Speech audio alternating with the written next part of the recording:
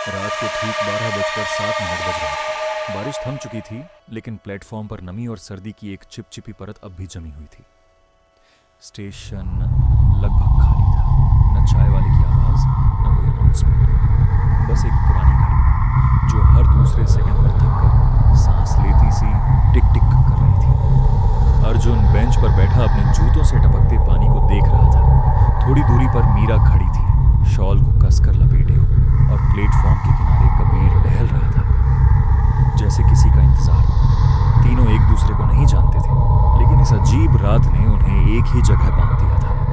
तभी अंधेरे से एक ट्रेन उतरी, न हॉर्न न इंजन की गरज, बस खामोशी से आकर रुक गई। डिब्बे पुराने थे, रंग उड़ा हुआ, खिड़कियों पर जैसे सदियों की धूल जमी हो। मीरा ने घड़ी देखी। ये ट्रेन टाइम टेबल में नहीं होती, उसने बुदबुदाकर कहा। कबीर ने हंसी दबाने की कोशिश की। रात है, शायद स्पेशल हो। अर्जुन बिना कुछ कहे पहला कदम अंदर रख चुका था। अंदर एक फीकी पीली रोशनी थी, कांपती हुई, जैसे थककर भी जल रही हो। कुछ पल बाद मीरा और कबीर भी चढ़ गए। दरवाजे अपने आप बंद हो गए। ट्रेन चल पड़ी। कुछ मिनट बीते। मीरा ने फिर घड़ी देखी। 12:07।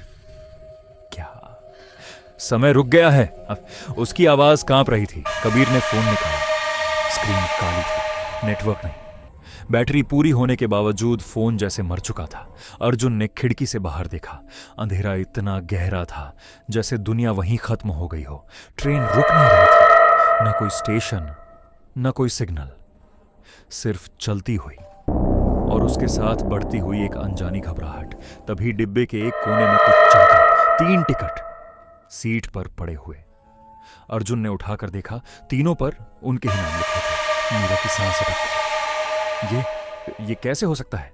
कबीर ने टिकट पलटा। पीछे लिखा था, उतरने का मौका सिर्फ एक बार मिलेगा। उसी पल ट्रेन धीमी हुई। खिड़की के बाहर एक स्टेशन दिखा। नाम पट्टी धुंधली थी, जैसे किसी ने यादें मिटा दी हों। प्लेटफॉर्म से ठंडी बोझिल हवा आ रही थी, जैसे किसी पुरानी कब्र से उठ रही हो। यहीं उतरना चाहिए, कबीर ने कहा। मीरा ने बिना कुछ बोले सिर हिला दिया। दरवाजे खुले। मीरा और कबीर उतर गए। तभी अर्जुन रुक गया। उसके दिमाग में अचानक तस्वीरें उभर आई। एक सड़क, तेज हेडलाइट्स, एक चीख, और फिर अंधेरा।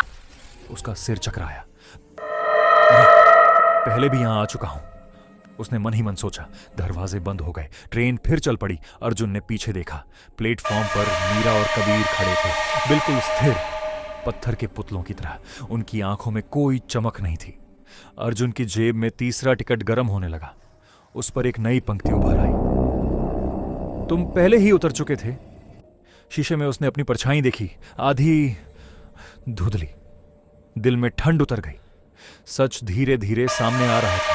ये ट्रेन जिंदा लोगों के लिए नहीं थी। ये उन लोगों को ले जा रही थी जो अपनी मौत को पहचान नहीं पाए थे। अर्जुन आगे बढ़ा। इंजन के पास एक कुर्सी थी, खाली, जैसे उसी का इंतजार कर रही हो। जैसे ही वह बैठने लगा, एक आवाज गूंजी। उसी की आवाज, अगला स्टेशन आ रहा है। ट्रेन अंधेरे में दौड़ रही थी। दूर कहीं एक और प्लेटफॉर्म रोशनी में था। 3 नए लोग वहां खड़े थे, बारिश में भीगे हुए, अनजान। पुरानी घड़ी ने फिर सांस ली। समय फिर 12:07 पर रुक गया और आखिरी ट्रेन एक बार फिर आ चुकी थी।